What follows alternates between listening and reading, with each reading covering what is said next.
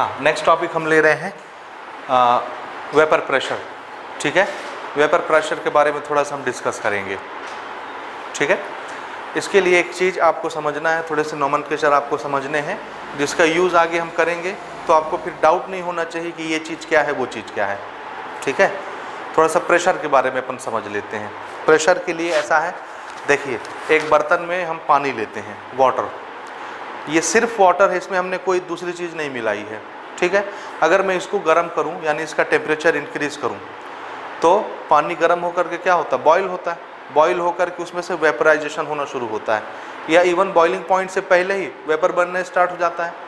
ठीक है ना, भाप निकलता है पानी से, बॉइलिंग पॉइंट पे तो वो उबलता है जाके। उबलना एक अलग चीज़ है, वेपर बनना एक अलग चीज़ है। ठीक है ना, आप थोड़ा सा गर्म करेंगे 5 मिनट पानी को, भले वो बॉयल नहीं हो रहा है, हल्का सा कुनकुना हुआ है, तब भी उससे वेपर निकलना स्टार्ट हो जाता है। ठीक है, अच्छा, एक बर्तन में हमने पानी लिया, उस पानी को हम गर्म कर रहे हैं। ध्यान से देखिए, एक बर्तन में हमने पानी लिया ऐसे, और नीचे से हम इसको हीट दे रहे हैं, इस बर्तन को गर्म कर रहे हैं। गर्म करने से इस बर्तन के अंदर जो पानी है वो पानी हीट एब्जॉर्ब करेगा, इसके मॉलिक्यूल्स को काइनेटिक एनर्जी मिलती है, जो कि इसके रैंडम मोशन को बढ़ा देती है। काइनेटिक एनर्जी से क्या होता है, किसी भी ऑब्जेक्ट का मोशन बढ़ जाता है, क्योंकि काइनेटिक एनर्जी में क्या आता है, वेलोसिटी, हाफ mv²। तो जिसको भी काइनेटिक एनर्जी मिलेगी उसकी वेलोसिटी इंक्रीज हो जाएगी।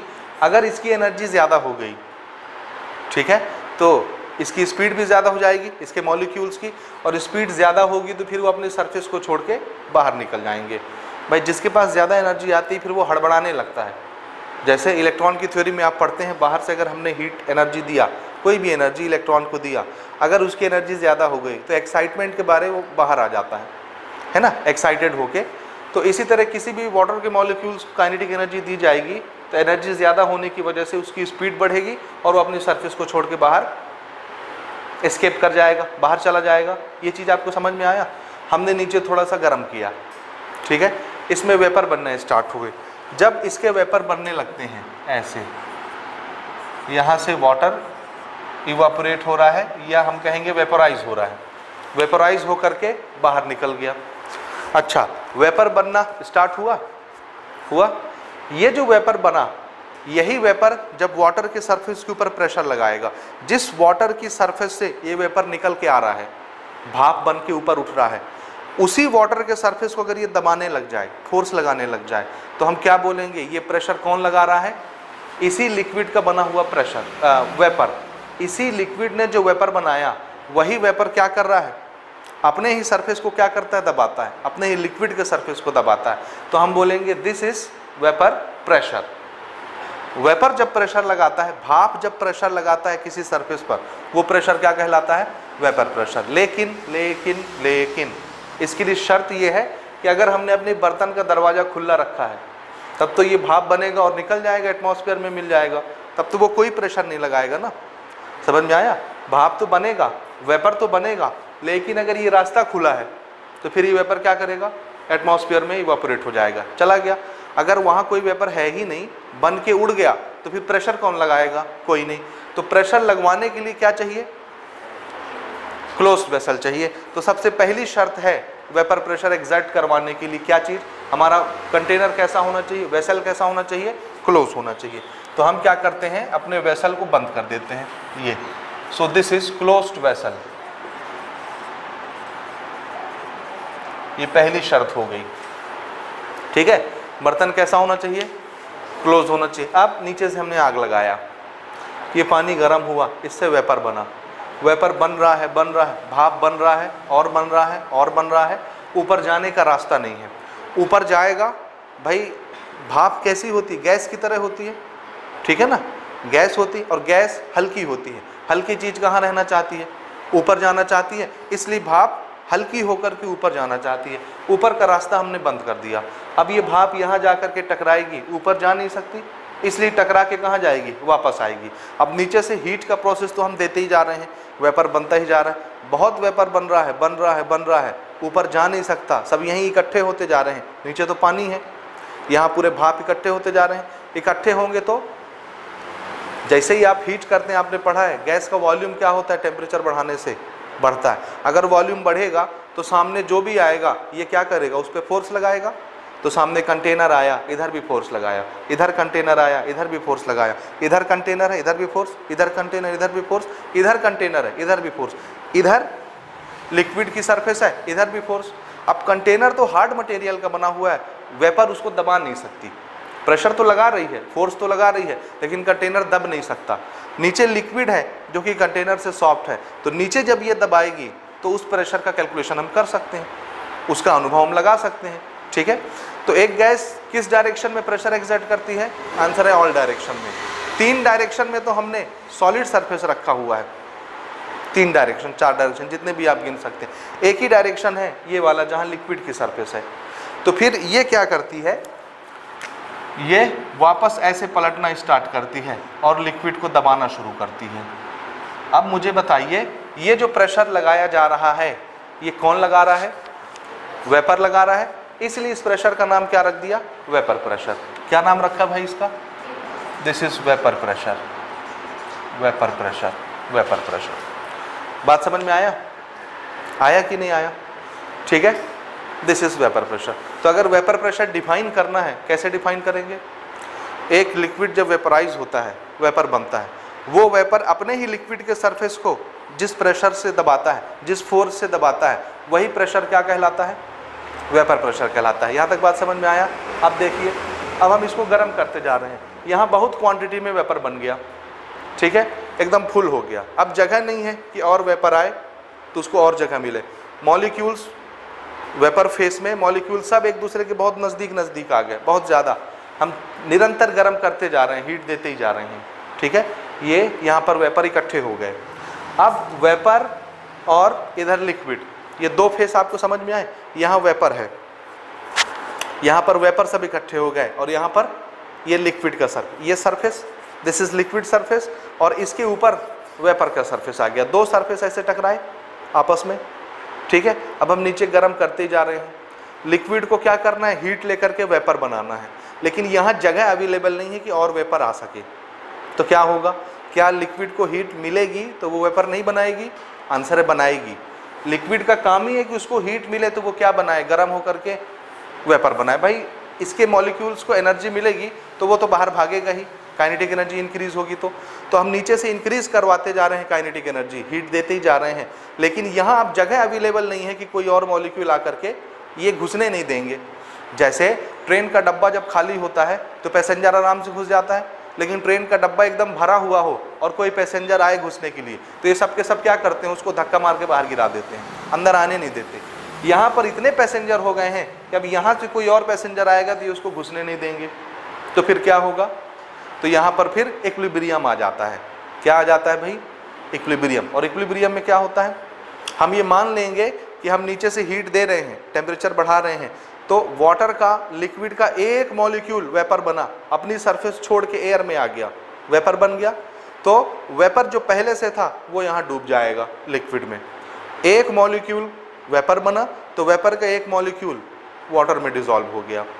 समझ में आई बात? यानी ये गैसियस फेस में था, ठंडा होकर के वापस लिक्विड बन गया। यहाँ से एक मॉलिक्यूल लिक्विड फेस से गैसियस फेस में चला गया, और गैसियस फेस का एक मॉलिक्यूल लिक्विड फेस में आ गया। इस प्रोसेस को क्या कहते हैं आप, क्या कहते हैं? हाँ, ये क्या हो रहा है, लिक्विड से वेपर बनना, दिस इज इवापोरेशन, और वेपर से लिक्विड बन जाना, कंडेंसेशन। और ये वो सिचुएशन आ गई कि जिस स्पीड से इवापोरेशन होता जाएगा उस स्पीड से कंडेंसेशन होता जाएगा, ताकि यहाँ का कंसंट्रेशन गैस वाला और यहाँ का कंसंट्रेशन लिक्विड वाला बरकरार रहे। क्यों? अब और जगह तो है नहीं कि और जगह मिले तो और एक्सपांड हो पाए ये गैस। समझ में आई बात? तो जब जगह फुल हो जाती है तो फिर जिस स्पीड से, जिस रेट से इवापोरेशन होता है उसी रेट से कंडेंसेशन होना स्टार्ट हो जाता है। यानी लिक्विड का वेपर बनना और वेपर का लिक्विड बनना, दोनों की स्पीड बराबर हो जाती है। हम अंदाजा नहीं लगा पाएंगे कि लिक्विड वेपर बन रहा है कि वेपर लिक्विड बन रहा है। दोनों लगेंगे रिएक्शन रुक गया, काम रुक गया, कोई कुछ नहीं बन रहा। अब ना लिक्विड वेपर बन रही है ना वेपर लिक्विड बन रहा है। लेकिन एक्चुअल में क्या होता है, लिक्विड वेपर भी बन रही होती है और वेपर लिक्विड भी बन रहा होता है, दोनों का स्पीड बराबर हो जाता है। तो हमारी आंखें डिफरेंशिएट नहीं कर पा रही हैं कि क्या चीज़ हो रहा है क्या चीज़ नहीं हो रहा है, जबकि दोनों काम एक साथ चल रहे हैं। उसी सिचुएशन को क्या बोलते हैं, इक्विलिब्रियम। समझ में आई बात। तो किसी पर्टिकुलर टेम्परेचर पर इक्विलिब्रियम भी आना है और उस इक्विलिब्रियम में जितनी मात्रा में वेपर बनेगी उतनी मात्रा में लिक्विड भी बनना स्टार्ट हो जाता है, यानी वेपोराइजेशन और कंडेंसेशन एक साथ चलने लगते हैं, रेट बराबर हो जाता है। ठीक, यहाँ तक बात समझ में आया। दिस इज वेपोराइजेशन या वेपर प्रेशर, यहाँ तक समझ में आया। नाउ वेपर प्रेशर हम नोट कर लेते हैं, नोट करिए। The pressure exerted by vapour, vapour pressure, the pressure exerted by vapour above the surface of liquid, liquid की सरफेस पर उसी का बनाया हुआ वेपर जब प्रेशर लगाता है तो वो जितना प्रेशर लगाएगा उसी प्रेशर को हम क्या बोलते हैं, vapour pressure. Pressure exerted by vapour above the surface of liquid, ठीक है, इतना भी लिखेंगे तो चलेगा। In equilibrium with the liquid phase at given temperature. Equilibrium का मतलब समझ में आया, क्या मतलब है?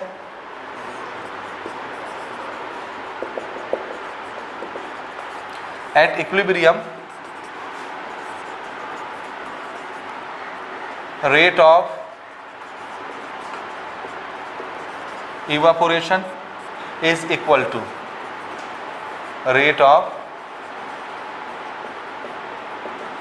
condensation। ये आप याद रखेंगे, इवापोरेशन जब आ जाता है सॉरी इक्विलिब्रियम जब आ जाता है तो इवापोरेशन और कंडेंसेशन दोनों की स्पीड क्या हो जाती है। यहाँ रेट का मतलब स्पीड से है, याद रखेंगे। रेट हम किसके लिए यूज करते हैं, स्पीड के लिए। This is vapour pressure exerted by vapour of liquid, ठीक है। यहाँ तक बात समझ में आया। अच्छा, अब लिक्विड से जो वेपर बनता है वो वेपर कब कम प्रेशर अप्लाई करता है, कब ज़्यादा प्रेशर अप्लाई कर सकता है, कब एक बराबर प्रेशर अप्लाई करता है, यानी इसके लगाए हुए प्रेशर में डिफरेंस कब आता है, ये डिस्टर्ब कब होता है, कब कम होगा कब ज़्यादा होगा, ऐसे कौन कौन सी फैक्टर हैं जिसकी वजह से इसका प्रेशर डिफेक्ट होता है। समझ में आई बात। तो हम अब ये चेक कर रहे हैं कि वेपर का प्रेशर किन किन वजहों से चेंज हो सकता है। What are the factors affecting vapour pressure. समझ में आया बात। तो फैक्टर नोट करिए।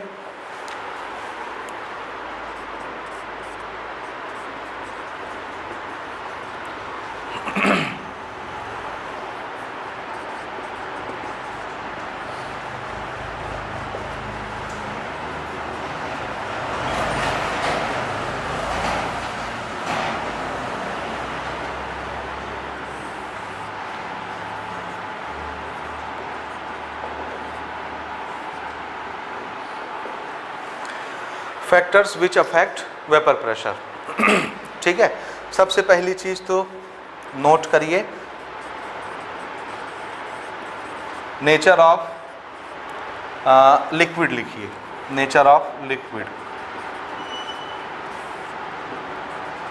जिस लिक्विड का वेपर बनवा रहे हैं आप, वो लिक्विड खुद कैसा है, ज़्यादा वेपर बनाने दे रहा है या कम वेपर बनाने दे रहा है। भाई ज़्यादा प्रेशर कब होगा, जब ज़्यादा वेपर बनेगा, और कम प्रेशर कब लगेगा, जब थोड़ा सा वेपर बनेगा। ठीक है, तो ज़्यादा वेपर बन रहा है या कम वेपर बन रहा है, ये किस पर डिपेंड करता है, वेपर बनाने वाले के ऊपर, है ना। यानी जो लिक्विड हम यूज़ कर रहे हैं वो अलाउ करता है ज़्यादा वेपर बनाने के लिए कि नहीं करता। अगर उसने अलाउ कर दिया, फटाफट थोड़ा सा गर्म किए, फटाफट उसने वेपर बनवा दिया, तो जितना जल्दी जल्दी वेपर बनेगा, जितना ज़्यादा वेपर बनेगा, वो उतने ज़्यादा प्रेशर लगाएंगे, तो वेपर प्रेशर ज़्यादा हो जाएगा। लेकिन अगर लिक्विड ऐसा है कि उसको गर्म कर रहे हैं, हम हीट दे रहे हैं, टेम्परेचर बढ़ा रहे हैं, लेकिन उसका वेपोराइजेशन नहीं हो रहा है जल्दी जल्दी, वो वेपर नहीं बना रहा है, भाप नहीं बन रहा उसका, तो अगर भाप नहीं बनेगा तो फिर प्रेशर कैसा हो जाएगा, वेपर ही नहीं बन रहा तो प्रेशर कैसा हो जाएगा, कम हो जाएगा। बात समझ में आया। तो वेपर प्रेशर ज़्यादा होगा कम होगा किस पर डिपेंड करता है, नेचर ऑफ लिक्विड, लिक्विड कैसा है। अब कौन सा लिक्विड ज़्यादा वेपर बनाने देगा और कौन सा कम बनाने देगा, इसका फैसला कैसे होगा।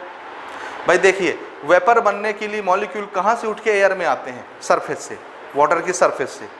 बात समझ में आया। सरफेस में जितने मॉलिक्यूल होते हैं पहले ये हवा में आते हैं, जब ये हवा में आ गए तो दूसरे आ गए सरफेस में, दूसरे मॉलिक्यूल, फिर ये हवा में आ जाते हैं तो तीसरी लेयर आ जाती है मॉलिक्यूल के सरफेस पर।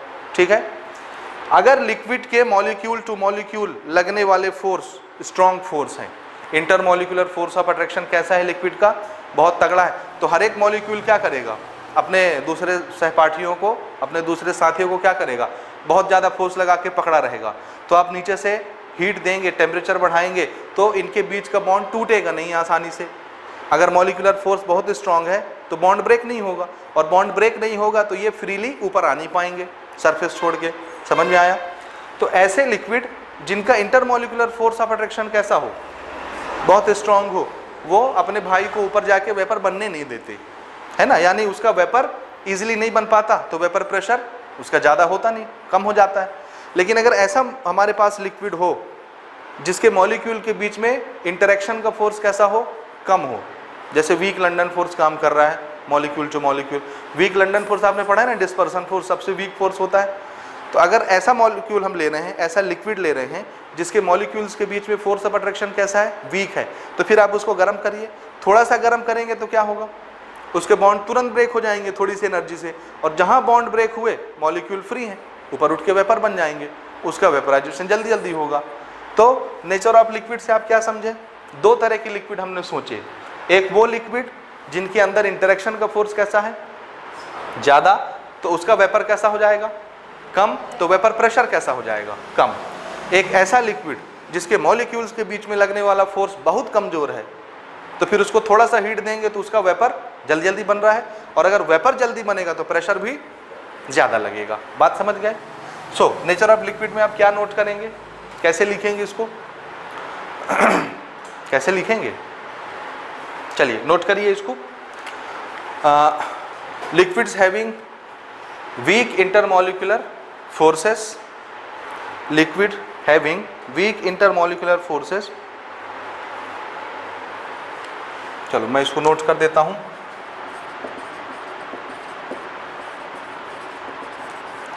Liquids having weak intermolecular forces. चलिए इसका हम नाम रख लेते हैं पहले, और अब से आगे हम वही नाम यूज़ किया करेंगे। ऐसा लिक्विड जिसके मॉलिक्यूल के अंदर लगने वाला फोर्स वीक होगा, वीक होगा तो उसका वेपराइजेशन जल्दी जल्दी होगा। ऐसा लिक्विड जिसका वेपर जल्दी जल्दी बन सके या वेपर बना सके, उसके लिए हम एक वर्ड यूज़ करेंगे, वोलेटाइल। क्या यूज़ करेंगे, volatile. What is the meaning of volatile? Which have a tendency to form vapour more and more, जिसके पास ये टेंडेंसी होगी कि वो जल्दी जल्दी वेपर बना सके फटाफट, जिसका वेपराइजेशन ईजिली हो जाता हो, तो उस कंटेंट को हम क्या बोलेंगे, ये वोलेटाइल है। कोई भी चीज़, कोई भी मटेरियल उठा के लाइए, उसको गर्म करने से अगर वो वेपर बना के देता है तो हम क्या बोलेंगे, ये क्या है, ये मटेरियल वोलेटाइल नेचर का है। और जिसका वेपर नहीं बनता, नॉन वोलेटाइल। तो वोलेटाइल होने के लिए शर्त क्या हो गई, वोलेटाइल कब होगा वो, जब उसके मॉलिक्यूल के बीच का फोर्स कैसा होगा, बहुत वीक। और नॉन वोलेटाइल कब होगा, जब strong molecular force of attraction होगा, तो वेपर नहीं बनेगा। जो वेपर नहीं बनाने देगा उसको हम बोलेंगे ये नॉन वोलेटाइल है। बात समझ में आ गई? कोई भी मटेरियल लेकर के आइए, या तो वो वोलेटाइल होगा या नॉन वोलेटाइल होगा। वोलेटाइल बोले तो गर्म करने से वेपर बना के देगा, नॉन वोलेटाइल बोले तो गर्म करेंगे, कितनों गर्म करेंगे, वेपर बनाने ही नहीं देगा, क्योंकि उसके फोर्स ऑफ अट्रैक्शन ज़्यादा है। बात समझ में आया? So liquids having weak intermolecular forces are called volatile, are volatile।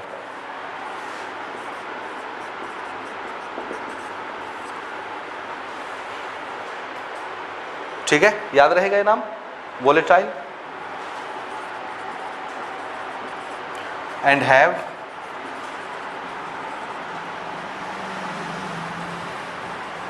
greater tendency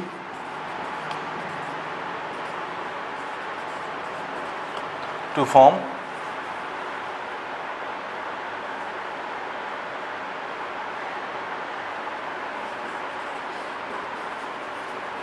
and have greater tendency for vapor pressure।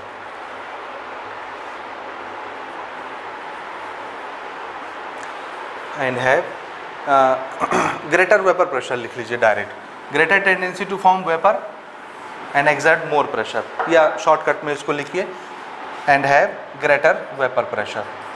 ये ठीक है, वोलेटाइल होगा तो वेपर प्रेशर कैसा होगा, ज़्यादा, वेपर ज़्यादा बनाएगा तो प्रेशर ज़्यादा हो जाएगा।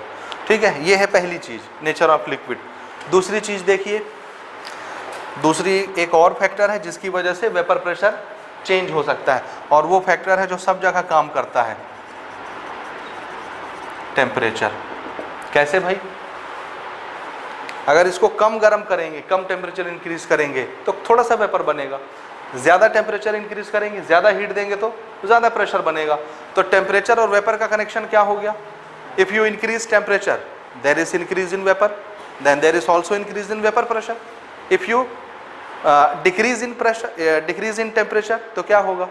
ठंडा होना शुरू हो जाएगा। अगर आप टेम्परेचर कम कर रहे हैं तो ये ठंडा होना शुरू हो जाएगा, ठंडा होगा तो वेपर लिक्विड बनेगा और वेपर का प्रेशर कम हो जाएगा। वेपर ही नहीं है तो प्रेशर काहे का लगेगा?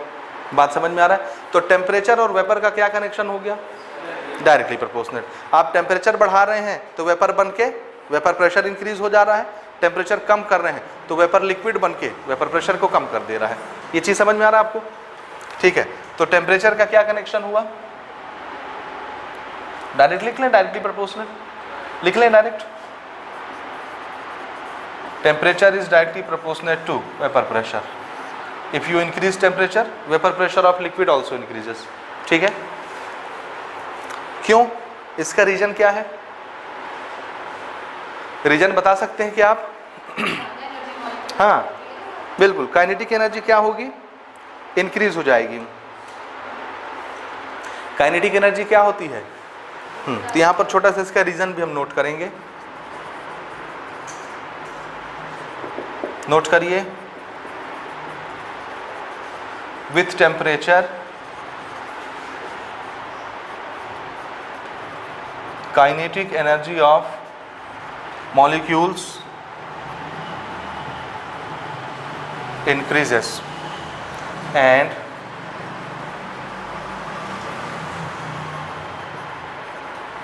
large number of molecules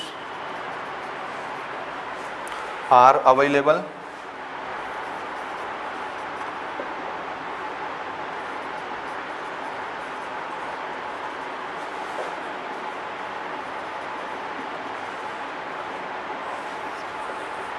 for escaping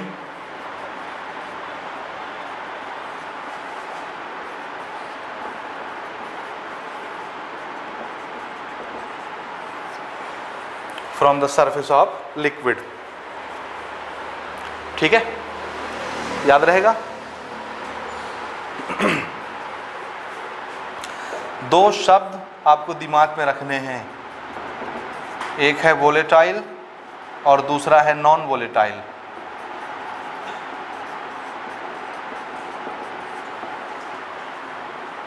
ठीक है, volatile, non volatile. What is volatile? कोई भी मटेरियल, उसको वोलेटाइल कब बोलेंगे? जब वो वेपर बनाएगा। ठीक है, और जो वेपर नहीं बनाएगा गर्म करने से, नॉन वोलेटाइल। तो सिंपल शब्दों में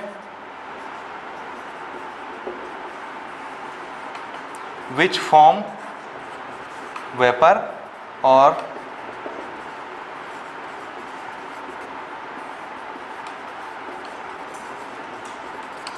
विच डू नॉट फॉर्म वेपर।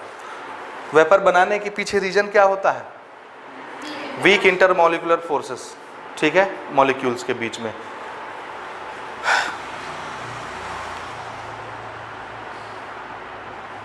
ठीक है, weak intermolecular forces between molecules, this is reason.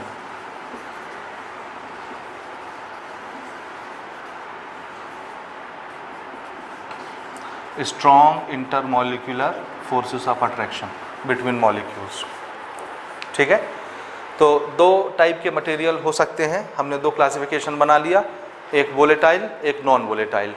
ठीक है, और दोनों तरह के मटेरियल हम आगे यूज़ करेंगे। ठीक है, यहाँ तक नोट कर सकते हैं आप। ठीक है, this is about vapour pressure. Vapour pressure समझ गए आप? समझ गए ना? अब हम अलग अलग कंपोनेंट ले रहे हैं। हम इस चैप्टर में क्या पढ़ रहे हैं भाई? Binary solution. अब हम बाइनरी सॉल्यूशन ले रहे हैं। बेसिकली हमको लिक्विड सॉल्यूशन के बारे में पढ़ना है, लेकिन लिक्विड सॉल्यूशन बनाने के लिए सॉल्वेंट लिक्विड होना चाहिए, सॉल्यूट तो कुछ भी हो सकता है। ठीक है, तो अब हम बाइनरी सॉल्यूशन लेते हैं वन बाय वन। और वहाँ पर देखते हैं उसके प्रेशर में क्या कमी आती है, क्या बढ़ोतरी होती है। नेक्स्ट टॉपिक हम देख रहे हैं vapour pressure in liquid solution. Binary solution हम बना रहे हैं और अब की बार बाइनरी सॉल्यूशन में जो दोनों कंपोनेंट हम यूज़ कर रहे हैं, दोनों क्या ले रहे हैं, लिक्विड। तो लिक्विड में लिक्विड मिला रहे हैं, ठीक है। देखिए थोड़ा सा इसका इंट्रोडक्शन बना लेते हैं। यहाँ पर हम बाइनरी सॉल्यूशन यूज़ कर रहे हैं। बाइनरी सॉल्यूशन में दो कंपोनेंट होते हैं, ए और बी, ये दो कंपोनेंट हो गए।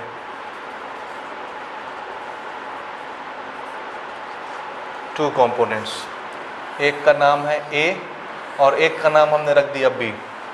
जाहिर सी बात है अगर सॉल्यूशन दो कंपोनेंट का बना है तो एक सॉल्वेंट होगा और एक सॉल्यूट होगा, ठीक है। यहाँ पर हमने इस चैप्टर की शुरुआत में ही इंडिकेटर के रूप में ए और बी को डिसाइड कर लिया है कि किसके लिए क्या यूज़ करेंगे। क्या आपको याद है, ए किसके लिए यूज़ करते हैं अपन, सॉल्वेंट के लिए, और बी सॉल्यूट के लिए।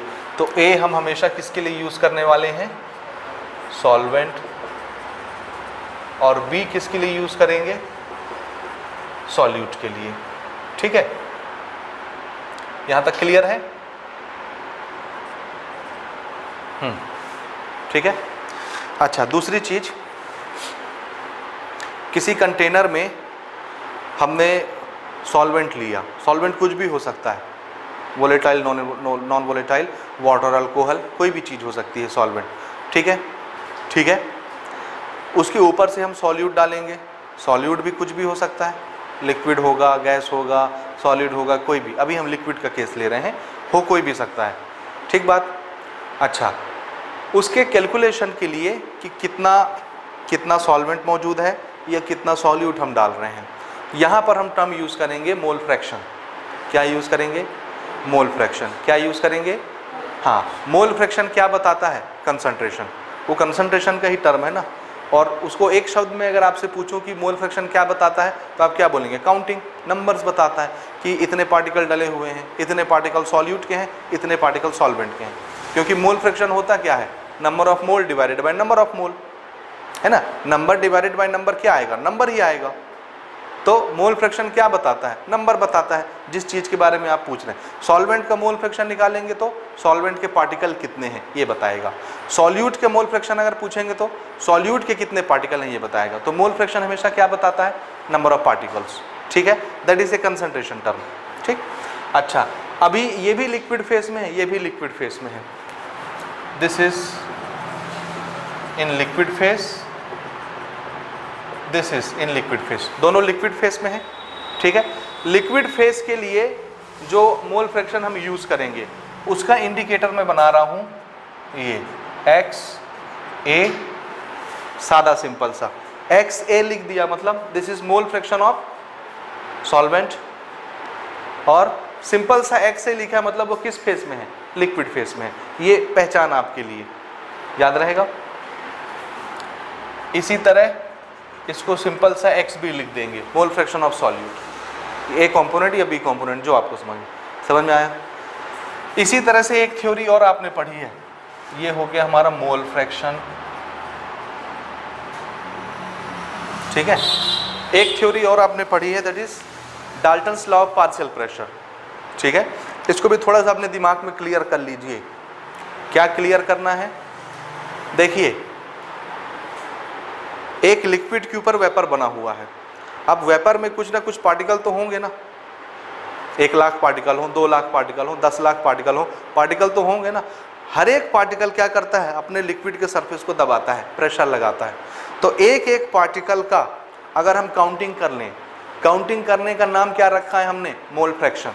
तो अगर मुझे वेपर के मोल फ्रैक्शन पता चल जाए, समझ में आया, क्या पता चल जाए, मोल फ्रैक्शन पता चल जाए, तो वो मोल फ्रैक्शन जितना प्रेशर लगा रहा है, यानी वो पार्टिकल जितना प्रेशर लगा रहे हैं, एक एक पार्टिकल के प्रेशर का नाम हमने क्या दिया है, पार्शियल प्रेशर, ठीक है। और हर एक का प्रेशर अगर जोड़ देंगे तो क्या आ जाएगा, टोटल प्रेशर। समझ में आई बात। ये एक कंपोनेंट है, ठीक है। इसकी वजह से ये जब देखिए, this is one component of solution, solution में 2 कंपोनेंट है ना, ये एक कंपोनेंट है। ये वाला कंपोनेंट जब गर्म होकर वेपर बनेगा और ये वेपर जब प्रेशर लगाएगा तो क्या ये टोटल प्रेशर है? आंसर है नहीं। क्यों टोटल प्रेशर नहीं है? क्योंकि इस कंपोनेंट के अलावा ये भी कंपोनेंट मौजूद है। ठीक है, ये गर्म होगा तो इसका भी वेपर बनेगा, अगर ये भी वेपर बना रहा है तो ये भी प्रेशर लगा रहा है। तो एक कंपोनेंट का वेपर बना, उसने प्रेशर लगाया, तो उसके प्रेशर को हम टोटल प्रेशर नहीं बोल सकते। दूसरा कंपोनेंट भी गर्म होकर के वेपर बनाएगा, वो भी प्रेशर लगाएगा, इसके प्रेशर को भी हम टोटल प्रेशर नहीं बोल सकते। तो टोटल प्रेशर किसको बोलेंगे? दोनों के वेपर बने, दोनों के वेपर ने प्रेशर लगाया, दोनों के प्रेशर को हमने जोड़ दिया, दिस इज टोटल प्रेशर। तो फिर दोनों कंपोनेंट को जो वेपर प्रेशर लग रहे थे अलग अलग, इनको क्या बोलना है? Partial pressure. एक कंपोनेंट के प्रेशर को पार्शियल प्रेशर, एक कंपोनेंट के प्रेशर को पार्शियल प्रेशर। तो सारे कंपोनेंट के सारे पार्शियल प्रेशर जोड़ दीजिए, क्या आ गया? टोटल। समझ में आया? तो एक कंपोनेंट का जो प्रेशर लगता है उसको पार्शियल प्रेशर बोलते हैं। ठीक बात। तो अगला टर्म इसमें जो हम यूज करेंगे, दिस इज पार्शियल प्रेशर, और पार्शियल प्रेशर लिखने का तरीका है PA। क्या? This is partial pressure of component number A, या सॉल्वेंट का पार्शियल प्रेशर। उसी तरह इसका जो प्रेशर लगेगा उसको भी हम बोलेंगे partial pressure of solute. This is partial vapour pressure लिखेंगे।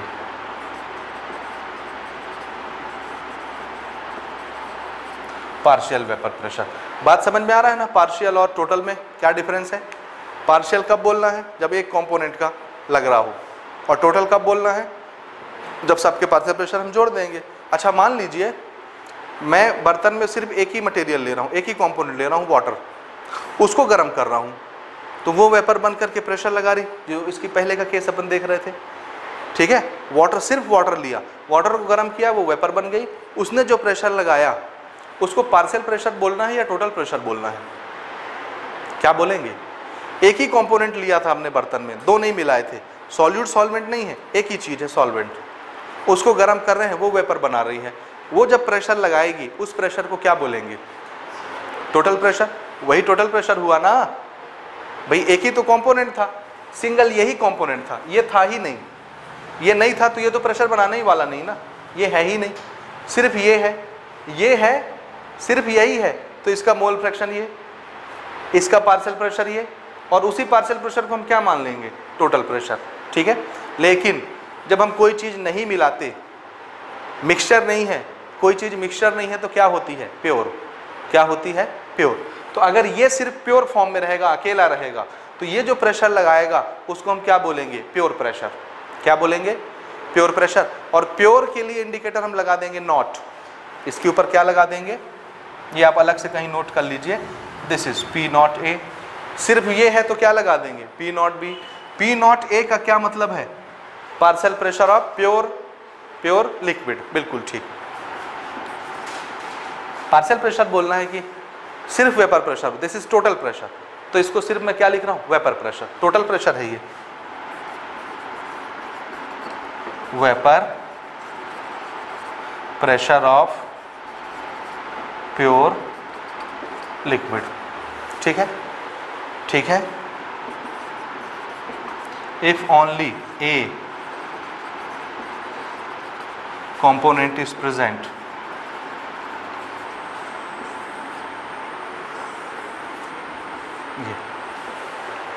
if only a component is present, so इसके बनाए हुए प्रेशर को हम क्या बोलेंगे? Vapour pressure of pure solvent, pure component. ठीक है, और इसी को क्या मान लेंगे? टोटल प्रेशर, क्योंकि अकेला यही है, तो इसका जो भी प्रेशर बनेगा वही टोटल प्रेशर होगा। ठीक बात, यहाँ तक समझ गए? तो प्योर मटेरियल के लिए हम क्या लगाया करेंगे? नॉट लगा देंगे, ये इंडिकेटर बन गया। ठीक है, नॉट नहीं लगा है मतलब पक्का वो क्या होगा? पार्शियल होगा। नॉट लगा है मतलब एक ही कंपोनेंट का प्रेशर रहा होगा, टोटल प्रेशर रहा होगा। ठीक बात। चलिए, यहां तक हो गया ना। इसी को समझाने के लिए, ठीक है, इसी को समझाने के लिए कि कितना लिक्विड डालें, हम कौन सा सॉल्यूशन ले रहे हैं? लिक्विड और लिक्विड। लिक्विड सॉल्वेंट में लिक्विड सॉल्यूट डाल रहे हैं, लिक्विड सॉल्वेंट में लिक्विड सॉल्यूट डाल रहे हैं। तो अगर हमारा सॉल्यूट और सॉल्वेंट वोलेटाइल नेचर के हैं, कौन से नेचर के? दोनों, दो कंपोनेंट, हम बाइनरी सॉल्यूशन ले रहे हैं, अगर दोनों ए और बी सॉल्यूट और सॉल्वेंट कैसे हैं? वोलेटाइल हैं, तो गर्म करने से दोनों के वेपर बनेंगे। अगर दोनों के वेपर बन रहे हैं तो दोनों प्रेशर लगाएंगे, तो दोनों का पार्शियल प्रेशर लगेगा, लगेगा ना, लगेगा। अच्छा कितना लगेगा? हाँ ना ना, कितना प्रेशर लगाएंगे, ये कितना प्रेशर बनाएंगे, ठीक है ना, बात समझ रहे हैं। हमने सॉल्यूट और सॉल्वेंट दोनों लिया, दोनों एक बर्तन में हमने मिक्स कर दिया, सॉल्यूशन बन गया। अब इसको गर्म कर रहे हैं। हमने बोला हमारा सॉल्यूट भी वोलेटाइल है, सॉल्वेंट भी वोलेटाइल है। इसका मतलब है गर्म करने पे सॉल्यूट भी वेपर बनाएगा, सॉल्वेंट भी वेपर बनाएगा, दोनों वेपर बना रहे हैं। अगर दोनों वेपर बनाएंगे तो दोनों प्रेशर एग्जर्ट करेंगे, है ना। अब क्वेश्चन ये है कि कितना वेपर बनेगा और कितना प्रेशर लगेगा, ठीक है, दोनों के पार्शियल प्रेशर कितने कितने होंगे। तो रॉल्स का कहना ये था कि दोनों के पार्शियल प्रेशर इतने होंगे जितना उनके मोल फ्रैक्शन है, जितने पार्टिकल वो मौजूद हैं। अगर ज़्यादा पार्टिकल में मौजूद होंगे, ज़्यादा मोल फ्रैक्शन होगा तो उनका वेपर ज़्यादा बनेगा, क्योंकि वोलेटाइल है तो ज़्यादा प्रेशर लगेगा। तो पार्शियल प्रेशर ऑफ कंपोनेंट किस पर डिपेंड करता है कि वो कितने हैं तादाद में, उनकी गिनती कितनी है। और गिनती के लिए हमने क्या नोमेनक्लेचर बनाया है, मोल फ्रैक्शन। मोल फ्रैक्शन ज़्यादा तो ज़्यादा वेपर बन के ज़्यादा प्रेशर। तो पार्शियल प्रेशर ज़्यादा कब हो रहा है, जब उसका मोल फ्रैक्शन ज़्यादा है। और पार्शियल प्रेशर कम कब होगा, जब कम पार्टिकल होंगे, कम मोल फ्रैक्शन होगा। यही रिलेशन किसने हमको बताया कैलकुलेट करके, रॉल्स ने बताया, और यही हमारा बनता है रॉल्स लॉ। समझ में आया, ठीक है ना। ये डिपेंड करता है कि आपका दोनों कंपोनेंट कैसे हैं, वोलेटाइल है कि नॉन वोलेटाइल, दोनों के लिए हम स्टडी करते हैं, ठीक है। तो हम यहाँ डिस्कस कर रहे हैं रॉल्स लॉ, ठीक है। हेडिंग दीजिए, Rawls law for volatile liquid. So Rawls law for volatile solute, volatile liquid, solute solvent कोई भी ना, वो माइंड नहीं करिएगा, लिक्विड सॉल्वेंट हो सॉल्यूट हो कोई भी, वोलेटाइल जो है उसके लिए है, ठीक है।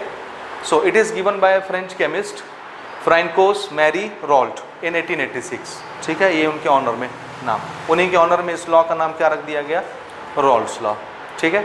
So what is given by Rawls law, answer the relationship between partial vapour pressure किसका, किसका, हाँ, कोई भी वोलेटाइल कंपोनेंट, चाहे वो सॉल्यूट हो चाहे वो सॉल्वेंट हो, जो वेपर बनाने के काबिल है, उसका पार्शियल प्रेशर और उसके नंबर ऑफ मोल, इनके बीच का रिलेशन कौन बताता है, रॉल्स लॉ। तो रॉल्स लॉ क्या देता है भाई, what is given by Rawls law, relationship between partial vapour pressure and it's mole fraction, किसका, वोलेटाइल कंपोनेंट का, वोलेटाइल कंपोनेंट का, ठीक है। नाउ स्टेटमेंट क्या है, it state that for a solution of volatile liquid, हमने अभी वोलेटाइल चुना है, वोलेटाइल लिक्विड के लिए ये स्टेटमेंट है। जब हमारे दोनों कंपोनेंट वोलेटाइल नेचर के होंगे तो हम ये स्टेटमेंट कोट करेंगे, और अगर नॉन वोलेटाइल कंपोनेंट आएगा तो फिर ये नहीं लगेगा, फिर हम दूसरा स्टेटमेंट कोट करेंगे रॉल्स लॉ का, ठीक है, वो भी हम देखते हैं क्या होता है।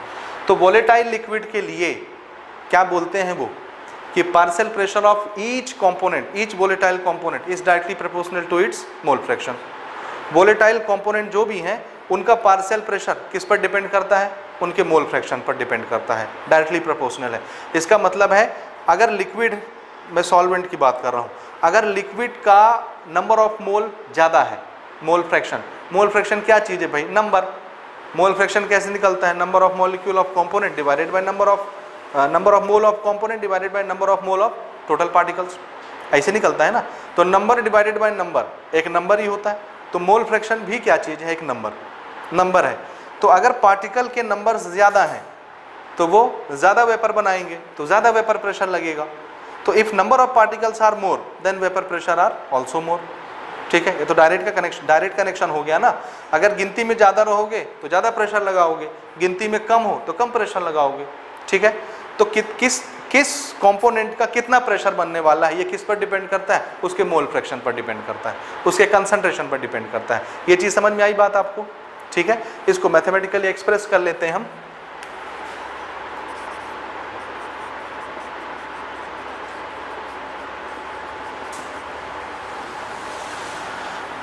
देखिए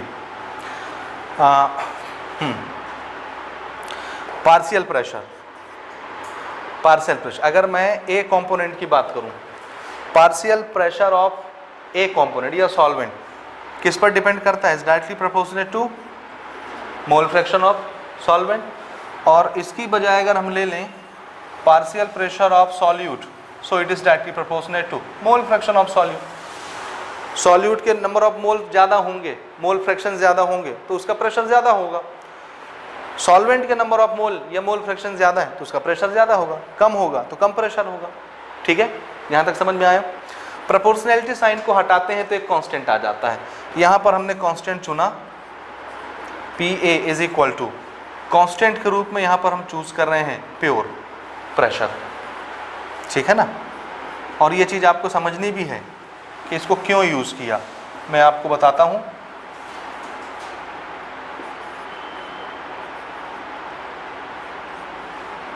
इसको ध्यान से समझ लीजिए। ठीक है, यहां तक बात समझ में आया? ये लिख ली आप, दिस इज रॉल्स लॉ, ये आप याद रखेंगे। ये एक्सप्रेशन भी आपको याद रखना है और ये हमारा फॉर्मूला भी बन रहा है न्यूमेरिकल्स के लिए यहां से। ठीक है, दिस इज बी।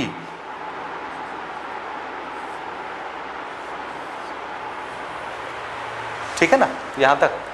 अच्छा, ये क्यों चुना इसको थोड़ा सा समझ लीजिए। देखिए, मोल फ्रैक्शन की वैल्यू कितनी होती है, क्या आप बता सकते हैं? एक सॉल्यूशन की मोल फ्रैक्शन की वैल्यू कितनी होती है? 1। एक 1 से ज़्यादा नहीं हो सकती किसी भी सॉल्यूशन की। सॉल्यूशन मतलब there is a mixture of 2 और 3 और मोर कंपोनेंट्स। एक से ज़्यादा कंपोनेंट को मिलाओगे तो सॉल्यूशन बनेगा, और अगर एक ही कंपोनेंट है तो क्या उसको सॉल्यूशन बोल सकते हैं? आंसर है नहीं। This is a pure component, pure, चाहे वो आपका सॉल्वेंट हो चाहे आपका सॉल्यूट हो, कोई भी चीज़ उसको प्योर कंपोनेंट बोलेंगे, वो सॉल्यूशन नहीं है। ठीक बात। अगर सॉल्यूशन है तो सॉल्यूशन के टोटल मोल फ्रैक्शन कितने होते हैं? 1 होता है ना, टोटल मोल फ्रैक्शन कितना होगा? हमेशा 1 होगा। इसका मतलब है अगर टोटल मोल फ्रैक्शन 1 है तो एक एक कंपोनेंट के मोल फ्रैक्शन 1 होंगे कि 1 से छोटे होंगे? अरे बोलो ना, थोड़ा तो IQ यूज़ करो। मैं बोलता हूँ मैंने 2 कंपोनेंट मिला के सॉल्यूशन बनाया है, तो इस सॉल्यूशन बनने वाले सॉल्यूशन का मोल फ्रैक्शन कितना हुआ? 1 हुआ। तो इसमें 2 कंपोनेंट थे ना, तो दोनों कंपोनेंट के अलग अलग मोल फ्रैक्शन 1 होंगे कि 1 से छोटे छोटे होंगे? हाँ, तो दोनों को जो जोड़ेंगे दोनों के मोल फ्रैक्शन तो 1 आएगा। मतलब है एक एक कंपोनेंट का मोल फ्रैक्शन कितना होता है? 1 से छोटा होता है। ये बात समझ गए? अब देखिए, अगर मैं सिर्फ बोलूँ कि मैंने क्या डाला है, सिर्फ मैं वाटर ले रहा हूँ, सॉल्वेंट ए कंपोनेंट वाटर। ठीक बात, वाटर लिया, वाटर को गर्म करूंगा, वाटर का वेपर बनेगा। सिर्फ वाटर है, प्योर मटेरियल है वाटर, वाटर को गर्म कर रहे हैं, उसका वेपर बना। वो वेपर जब प्रेशर लगाएगी तो उस प्रेशर को क्या बोलेंगे आप? पार्शियल प्रेशर कि टोटल प्रेशर? क्या बोलेंगे? बोलिए बोलिए। Total pressure. और उस टोटल प्रेशर को किससे दिखाना है? P0 से। This is vapour pressure of pure solvent, pure component. और तो कुछ नहीं मिला इसमें। मतलब अगर सिर्फ सादे पानी को गर्म करूं मैं तो इतना ही प्रेशर लगा सकती हूँ, उसका टोटल प्रेशर इतना ही होगा, प्योर के बराबर। इसको मैं मान लेता हूँ दिस इज 100। कितना मान लूँ? This is 100। कितना प्रेशर लगा रही है? 100 बार। मान लो एग्जाम्पल के तौर पे पानी अगर गर्म करता हूँ तो उसका वेपर बनता है और वो प्रेशर लगाती है अपने पानी के सरफेस के ऊपर। उस प्रेशर का नाम मैंने कितना रखा? 100। तो प्योर प्रेशर कितना आया भाई? 100 आया। प्योर कंपोनेंट का टोटल प्रेशर, वेपर प्रेशर कितना ले रहा हूं मैं? 100 ले रहा हूं। ठीक बात, ये प्योर था। अब इसमें मैंने थोड़ा सा अल्कोहल मिला दिया, लिक्विड में लिक्विड मिला रहा हूं, थोड़ा सा मिलाया मतलब अल्कोहल क्या बन गया? सॉल्यूट। सादा पानी गर्म करता था तो वो कितना प्रेशर लगाती थी अपना? 100 बार। उसमें मैंने अल्कोहल मिला दिया। अब अल्कोहल भी वोलेटाइल है ना, गर्म करेंगे तो पानी का भी वेपर बनेगा, अल्कोहल का भी वेपर बनेगा। तो पानी भी अपना प्रेशर लगाएगी, अल्कोहल भी अपना प्रेशर लगाएगा। ठीक बात, यहाँ तक समझ में आया? आया कि नहीं आया? आया। अच्छा, अब सुनिए, जब प्योर था तो सिर्फ वाटर इवापोरेट होकर के 100 का प्रेशर लगाता था। अब इसमें अल्कोहल भी आ गया तो अब अल्कोहल भी इवापोरेट होगा ना। तो क्या पानी का टोटल प्रेशर अभी भी 100 लगेगा या 100 से कम हो जाएगा? 100 से कम हो जाएगा। क्यों? क्योंकि अब साथ में और कोई भी आ गया ना। सरफेस पर अब सिर्फ पानी नहीं है, सरफेस पर किसी जगह अल्कोहल भी होगा, तो उस जगह का पानी तो अब ऊपर नहीं आ पाएगा ना वेपर बन के। अब वहाँ से तो अल्कोहल आ रहा है। पहले सिर्फ पूरे सरफेस पर पानी छाया हुआ था, पूरे वाटर का सरफेस था, तो पूरे सरफेस से वाटर ऊपर उठ के वेपर बनता था। अब पूरे सरफेस पर वाटर नहीं है, कहीं कहीं पर कौन है? अल्कोहल है। तो जहाँ जहाँ पे अल्कोहल होगा वहाँ वाटर नहीं होगा। अल्कोहल है तो अल्कोहल इवापोरेट होकर ऊपर आएगा, वाटर नहीं आएगा, तो वाटर के वेपर में कमी हो गई कि नहीं? अगर कमी हो गई तो उसके प्रेशर में भी कमी हो जाएगी। ये चीज़ समझ में आया? उसकी जगह पर अब कौन आ जा रहा है? अल्कोहल आ जा रहा है, उसका वेपोराइजेशन हो रहा है। ये चीज़ समझे? अच्छा, प्योर पानी गर्म करता हूँ मैं, प्योर तो कितना प्रेशर लगता है? 100। लेकिन मिला करके अब मैंने गर्म किया अल्कोहल को मिला करके, तो अब 100 नहीं लगता। तो कितना लगेगा? प्रेशर कम हुआ ना, कम हो गया। तो अब जो वाटर प्रेशर लगाएगी, क्योंकि अब दो कंपोनेंट आ गए हैं, अल्कोहल भी आ गया, वाटर भी आ गया। जब अकेला वाटर था तो उसका प्रेशर लगता था वेपर बन के, उसको मैं बोलता था pure, this is 100 vapour pressure of pure component 100। लेकिन अब मैंने इसको मिक्सचर बनाया है, इसमें अल्कोहल मिलाया है, तो अब पूरा प्रेशर वाटर का नहीं आ रहा, थोड़ा सा अल्कोहल भी वेपराइज हुआ है, वो भी प्रेशर लगा रहा है। तो थोड़ा सा वेपर प्रेशर अल्कोहल का भी होगा, थोड़ा सा वेपर प्रेशर वाटर का भी होगा। अब हमने दो चीज़ें ले ली, दो कंपोनेंट, तो बनने वाले प्रेशर को क्या हम प्योर बोलेंगे या पार्शियल बोलेंगे? पार्शियल बोलेंगे। तो अब बताइए, अब जबकि मिक्सचर ले रहे हैं तो वाटर का जो प्रेशर बनेगा, इज इट ए प्योर और इट इज ए मिक्सचर और it is a partial pressure? It is a partial pressure. कितना ज़्यादा कि कम? किसके कंपैरिजन में आप बोल रहे हो कि कम हो गया है? जब वो प्योर होता था तो 100 का प्रेशर लगाता था, अब चूंकि इसमें अल्कोहल मिल गया है तो अब इसका पार्शियल प्रेशर बन रहा है। पार्शियल मतलब ही होता है प्योर से कम, टोटल से कम। पार्शियल यूज ही हम किस लिए करते हैं? आधे के लिए, बोलचाल की भाषा में। तो टोटल अगर 100 है तो पार्शियल 100 होगा कि 100 से कम होगा? 100 से कितना कम हो जाएगा? तो उनका कहना है कि जितने नंबर ऑफ मोल उसमें मौजूद होंगे, जितने उसके मोल फ्रैक्शन होंगे वाटर के। अब अगर प्योर वाटर था, प्योर वाटर, तो उसके कितने नंबर ऑफ मोल्स हुए या मोल फ्रैक्शन कितना होगा? एक ही चीज है, किसी भी मटेरियल का टोटल अगर मैं सॉल्यूशन ऐसे उठा के दिखाऊं, उसका मोल फ्रैक्शन कितना होता है? 1 होता है, 100%। अभी सिर्फ पानी है, सिर्फ वाटर है, तो उसका मोल फ्रैक्शन कितना होगा? 100% यानी 1। 100% यानी 1। प्योर था तो मोल फ्रैक्शन कितना था? 1। अल्कोहल मिला दिए, अब मैं सॉल्यूशन दिखा रहा हूँ, इस सॉल्यूशन का मोल फ्रैक्शन कितना है? 1। तो अलग अलग कंपोनेंट के मोल फ्रैक्शन कितने होंगे? 1 से छोटे। अब बताइए, फिर से सुनिए, ध्यान से सुनिए। सिर्फ वाटर लेता था तो वाटर का मोल फ्रैक्शन कितना था? 1, क्योंकि सॉल्यूशन का मोल फ्रैक्शन कितना होता है? तो सिर्फ वाटर का सॉल्यूशन है, इसका मोल फ्रैक्शन कितना हुआ? 1। मैंने अल्कोहल मिला दिया, अब दो कंपोनेंट हो गए, दोनों के मिला के मोल फ्रैक्शन कितने हुए? 1। तो अकेला वाटर का मोल फ्रैक्शन 1 से छोटा हुआ कि नहीं? 1 से छोटा हो गया। जब 1 मोल फ्रैक्शन था, 100% मोल फ्रैक्शन था, तो उसका प्रेशर कितना था? 100। अब जब मोल फ्रैक्शन 1 से कम हो गया, 100% से कम हो गया, तो प्रेशर भी क्या हो गया? कम हो गया। समझ में आया? तो पहले प्रेशर लगता था 100, अब प्रेशर हो गया कम। कितना कम हो गया? मोल फ्रैक्शन से मल्टीप्लाई कर दो, क्योंकि मोल फ्रैक्शन की वैल्यू हमेशा 1 से छोटी होगी। मिक्सचर होने के बाद किसी एक कंपोनेंट का मोल फ्रैक्शन कैसा होता है? 1 से छोटा। 1 से छोटा मतलब क्या? 0 पॉइंट कुछ, 0.01 2 3 4 कुछ भी आएगा। 0 पॉइंट वाले नंबर से किसी को भी मल्टीप्लाई करेंगे, उसकी वैल्यू क्या हो जाती है? हमेशा छोटी। जैसे पहले प्योर कंपोनेंट का प्रेशर कितना लग रहा था? 100। मैंने बोला इसका मोल फ्रैक्शन है 0.2, 0.2 से इसको मल्टीप्लाई कर दिए, कितना आएगा? कितना आएगा? मल्टीप्लाई करिए, कितना आता है? 20। कितना आएगा? 20। अब कितना प्रेशर हो गया भाई? घट गया ना? घटा कि नहीं? जब कुछ भी नहीं था तो वाटर का मोल फ्रैक्शन कितना था? 1। तो हम इसको मल्टीप्लाई करते थे तो हमको प्रेशर कितना मिलता था? 100। This is partial pressure, this is total pressure, this is mole fraction. तो टोटल में मोल फ्रैक्शन का मल्टीप्लिकेशन जब भी होगा क्या मिलेगा? Partial pressure. अभी मोल फ्रैक्शन कम हो गया। पहले प्रेशर लगता था 100, जब मोल फ्रैक्शन 1 था, मोल फ्रैक्शन कम हो गया, नंबर कम हो गए पार्टिकल के, तो प्रेशर भी क्या हो जाएगा? कम हो गया। कितना कम होगा? तो मोल फ्रैक्शन से प्रेशर को मल्टीप्लाई कर दीजिए, इतना कम हो गया। ये है, क्योंकि अब तो 2 आ गए ना। अब इस सॉल्यूशन में वाटर अगर 20 का प्रेशर लगा रहा है तो 80 का प्रेशर कौन लगा रहा होगा? अल्कोहल लगा रहा होगा। बात समझ में आया? तो ये देखिए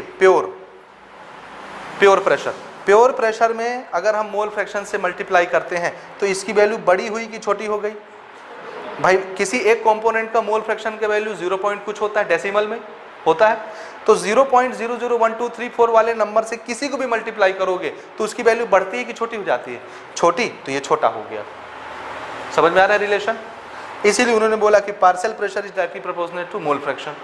मोल फ्रैक्शन ज़्यादा होगा तो प्रेशर इंक्रीज हो जाएगा, मोल फ्रैक्शन कम होगा तो प्रेशर डिक्रीज हो जाएगा। अब एक सॉल्यूशन में कोई भी चीज़ मिलाओगे तो ओरिजिनल का मोल फ्रैक्शन कम हो जाएगा कि नहीं? क्योंकि टोटल मोल फ्रैक्शन कितना मेंटेन रखना है? 1। कोई भी चीज़ मिलाओगे तो उसका मोल फ्रैक्शन कम हो जाएगा क्योंकि दूसरे का भी मोल फ्रैक्शन बनना है, टोटल मिला के 1 ही मेंटेन रखना है। मोल फ्रैक्शन कम तो प्रेशर कम। ठीक है, यहाँ तक समझ में आया? अच्छा, इसके बाद देखिए इसमें छोटा सा रिलेशन और हम लेते हैं। ठीक है, मान लो कि हमने 2 कंपोनेंट मिलाए, वाटर और अल्कोहल मिलाया। ठीक है, वाटर का पार्शियल प्रेशर बनता है PA, अल्कोहल का पार्शियल प्रेशर बनता है PB। 2 कंपोनेंट के 2 पार्शियल प्रेशर, तो टोटल प्रेशर कितना हुआ? PA और PB। ये कौन सा लॉ है? Dalton's law. डाल्टन्स लॉ क्या बोलता है पार्शियल प्रेशर का? कि हमारे पास इंडिविजुअल कंपोनेंट के अलग अलग पार्शियल प्रेशर हो तो टोटल प्रेशर निकालने के लिए क्या करना है? पूरे पार्शियल प्रेशर को ऐड कर दीजिए।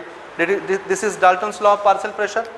सो नोट करिए, हमारे पास 2 अलग अलग पार्शियल प्रेशर हैं, PA और PB, तो टोटल प्रेशर कितना होगा according to Dalton's law? If P is total pressure then according to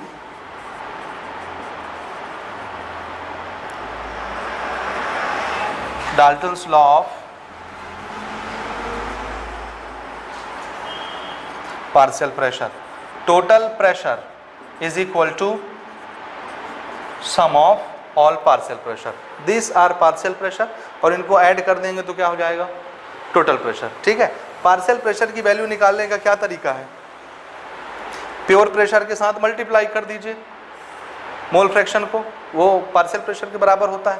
तो PA के लिए हम क्या लिखेंगे?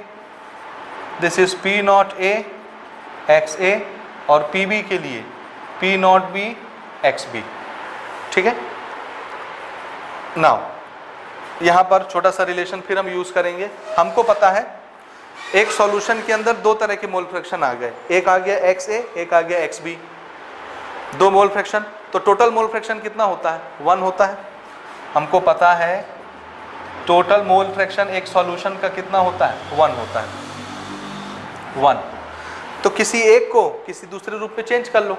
XA की जगह क्या लिख सकते हैं आप? 1 माइनस XB, या XB की जगह क्या लिख सकते हैं आप? 1 माइनस XA। जैसा लिखना चाहते हैं। मैं XA की वैल्यू यहाँ से निकालता हूँ, ये। ठीक है, यहाँ पुट करते हैं XA की जगह P0A 1 minus XB, P0B, this is XB,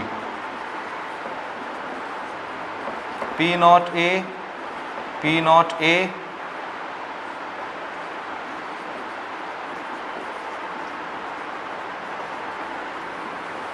ठीक है।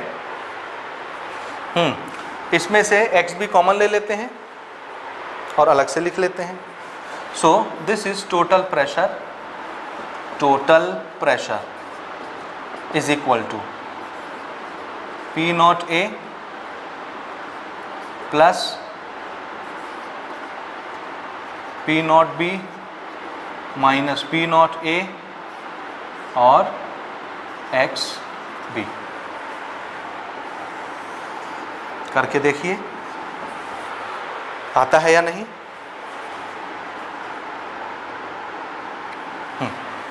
ठीक है, इसको पहले लिख लिए, इसको बाद में लिख लिए। ठीक है, so P0B minus P0A, XB XB था, XB कॉमन निकल गया। समझ में आया? This is total pressure.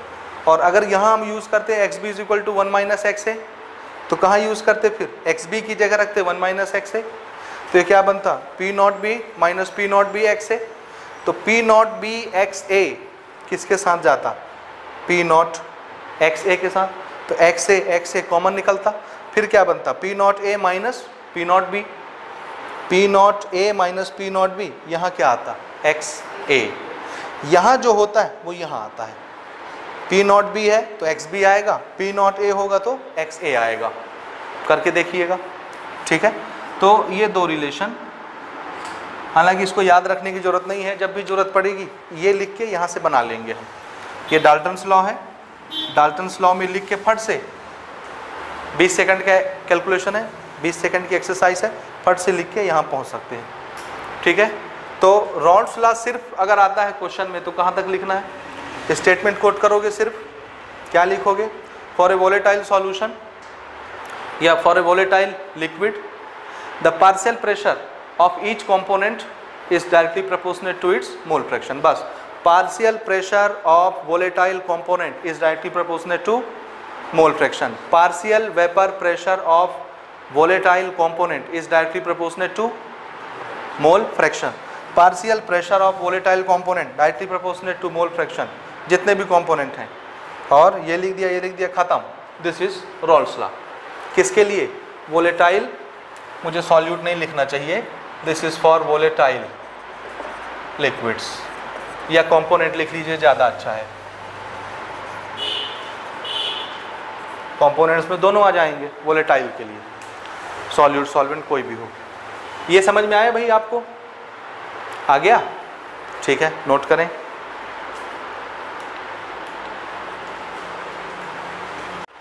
Vapour pressure of solid in liquid solution, ठीक है। लिक्विड सॉल्वेंट में अब की बार सॉल्यूट कैसा मिला रहे हैं हम? सॉलिड। तो सॉलिड इन लिक्विड सॉल्यूशन, ठीक है। और जो सॉलिड हम मिला रहे हैं एज ए सॉल्यूट वो कैसा है? Non volatile. और लिक्विड कैसा है जिसमें मिला रहे हैं? वोलेटाइल। इसका मीनिंग तो आपको आता है, ठीक है। देखिए, ये एक कंटेनर है मेरे पास, इस कंटेनर में हमने लिक्विड मिलाया, इसमें मैं लिक्विड डाल रहा हूँ, ये पूरी प्योर लिक्विड है। अगर मैं इसको गर्म करूँगा तो इसका कुछ वेपर प्रेशर बनेगा। इसको क्लोज कर लेते हैं, ये इसको गर्म करेंगे तो इसका वेपर प्रेशर बनेगा। कितना प्रेशर बनेगा? तो आंसर जितना इसका मोल फ्रैक्शन होगा। कितना मोल फ्रैक्शन होना चाहिए? अभी ये लिक्विड है, प्योर लिक्विड, तो मोल फ्रैक्शन कितना होना चाहिए इसका? 1। अरे भाई यही तो है, दूसरे पार्टिकल तो है नहीं, इसी के मोल फ्रैक्शन को क्या बोलेंगे? 100%। तो 1 हो गया मोल फ्रैक्शन। तो जो प्रेशर ये लगा रहा है वो प्रेशर कौन सा प्रेशर हुआ? Total pressure, P nought A, pure pressure वाला। ठीक बात, ठीक है, ठीक है ना यहाँ तक? अच्छा, अभी देखिए, टोटल प्रेशर बनाने के लिए पानी की पूरी ये सरफेस थी, ऊपर वाला ये सरफेस देखिए, बाउंड्री, ये वाली बाउंड्री देखिए, इसी बाउंड्री में सिर्फ वाटर के मॉलिक्यूल्स अवेलेबल थे ऊपर उठने के लिए, वेपर बनने के लिए, ठीक है ना। दूसरी कोई चीज़ नहीं थी। पूरी बाउंड्री में कौन था? सिर्फ पूरे सरफेस में वाटर के मॉलिक्यूल्स थे जो ऊपर उठ के वेपर बनेंगे और प्रेशर लगाएंगे, ठीक है। अब हमने क्या किया? इसमें सॉल्यूट मिला दिया, और सॉल्यूट क्या है हमारा? सॉलिड। और ये सॉल्यूट कैसा है? Non volatile. यहाँ पर हमने सॉलिड मिलाया, सॉलिड मिलाएंगे तो कुछ कुछ जगह ये सॉलिड घेर लेगा सरफेस में, ऐसे कुछ कुछ जगह सॉलिड आ गया, ठीक है। ये सॉलिड नॉन वोलेटाइल है, सॉल्यूट सॉलिड नॉन वोलेटाइल। अब इसको गर्म करेंगे तो भाप सिर्फ किसका बनेगा? बोलिए, वेपर सिर्फ किसका बनेगा? किसका बनेगा? बोलिए ना, अरे बोलो ना। एक नॉन वोलेटाइल है, एक वोलेटाइल है। वोलेटाइल कौन है और सॉल्वेंट कौन है? यहाँ लिक्विड। नॉन वोलेटाइल कौन है और सॉल्यूट कौन है? यहाँ ये सॉलिड। तो जो नॉन वोलेटाइल है उसका वेपर बनेगा क्या? नहीं बनेगा। जो वोलेटाइल है उसका वेपर बनेगा। अब हमने दोनों मिक्स कर दिया और गर्म किया। गर्म करेंगे तो वेपर सिर्फ कौन बना के देगा? वाटर बना के देगा, लिक्विड। क्या इस सॉलिड का वेपर बनने वाला है? नहीं बनने वाला, ठीक है। जब ये नहीं डाला था तो वाटर जल्दी जल्दी वेपर बना रहा था। क्यों? क्योंकि पूरी सरफेस पे सिर्फ कौन था? सिर्फ वाटर के मॉलिक्यूल थे, वाटर ही अवेलेबल था, तो पूरी सरफेस से उठ के वेपर बन जाता था और प्रेशर लगाता था। अब पूरी सरफेस पे वाटर है क्या? नहीं है। कौन आ गया? कहीं कहीं पर सॉलिड आ गया। और ये सॉलिड कैसा है? Non volatile. तो इसका वेपर तो बनना नहीं है। अब ये जहाँ जहाँ जगह कैप्चर कर लिया है सरफेस में, उस सरफेस एरिया का वाटर तो वेपर नहीं बन पाएगा ना, क्योंकि वहाँ पे सॉलिड आ गया है। यहाँ पे सॉलिड है सरफेस में, तो यहाँ जो वाटर पहले उड़ के वेपर बन जाता था, अब इस जगह सॉलिड बैठ गया है जो कि वेपर नहीं बनाने वाला। तो इतने एरिया का वेपर नहीं बनेगा। यहाँ सॉलिड है, इसका वेपर नहीं बनेगा, यहाँ सॉलिड है, इसका वेपर नहीं बनेगा। तो जहाँ जहाँ पे सॉलिड आ गया नॉन वोलेटाइल, उस जगह का वेपराइजेशन नहीं होगा, वहाँ का वाटर उठ के वेपर नहीं बनने वाला। समझ में आया? तो पहले जब कुछ नहीं था, सिर्फ पानी था, पानी का सरफेस, तो हर जगह से वाटर वेपर बन के प्रेशर लगाता था। अब सरफेस पर कहीं कहीं पे सॉलिड आ गया, तो जहाँ जहाँ पे सॉलिड आएगा वहाँ वहाँ का पानी वेपर नहीं बनेगा। यानी अगर वहाँ वहाँ का पानी वेपर नहीं बना है तो प्रेशर कम हुआ कि ज़्यादा हो गया? वेपर ही नहीं बन पाया उतना, तो प्रेशर क्या होगा? डिक्रीज हो गया। तो अल्टीमेट प्रेशर क्या होने वाला है? डिक्रीज होने वाला है। जब प्योर था तो प्योर में मान लो 100 बार का प्रेशर लगता था, क्योंकि पूरी सरफेस में पानी अवेलेबल था, वाटर के मॉलिक्यूल्स, और वो सारे मॉलिक्यूल गर्म होकर वेपर बन जाते थे 100%, तो वो प्रेशर भी 100% लगाते थे। ठीक, सॉल्यूट मिला देने से वेपर कैसा हो गया? कम की ज़्यादा? वाटर का जो वेपर पहले 100% बनता था, अब सॉल्यूट मिला देने से क्या 100% वेपर बनेगा? नहीं बनेगा, कुछ कम हो जाएगा ना। जहाँ जहाँ पे सॉल्यूट आएगा वहाँ वहाँ का पानी नहीं ऊपर उठ पाएगा भाप बन के। ठीक है, तो वेपर क्या हुआ? कम हो गया। ठीक है, कितना कम हो गया वो हम कैलकुलेट करेंगे। ठीक है ना, कम होगा कि नहीं? कम होगा कि नहीं? होगा ना। अब सुनिए, अभी हमने थोड़ा सा सॉल्यूट मिलाया है, तो ये कहीं कहीं पर आए हैं सरफेस पे। ज़्यादा सॉल्यूट मिला देंगे तो मान लो आधा सरफेस सॉल्यूट ने घेर लिया, तो वेपर सिर्फ कितने का बनेगा? आधे सरफेस का, जहाँ पे पानी होगा। अगर 75% एरिया सॉल्यूट ने घेर लिया तो बोलिए फिर वेपर कितने परसेंट का बनेगा? सिर्फ 25% जहाँ पानी है उसका वेपर बनेगा, 75% का वेपर नहीं बन पाएगा, क्योंकि सतह पे तो सॉलिड आ गया ना, नॉन वोलेटाइल। ये चीज़ समझ में आ रहा है? तो जो प्रेशर लगने वाला है, वेपर प्रेशर, वो किस पे डिपेंड कर रहा है? बोलिए, ये प्रेशर कैसे कम हो रहा है, किस पे डिपेंड कर रहा है? अगर सॉल्यूट बढ़ता जाएगा, सॉल्यूट इंक्रीज होता जाएगा, तो प्रेशर क्या होता जाएगा?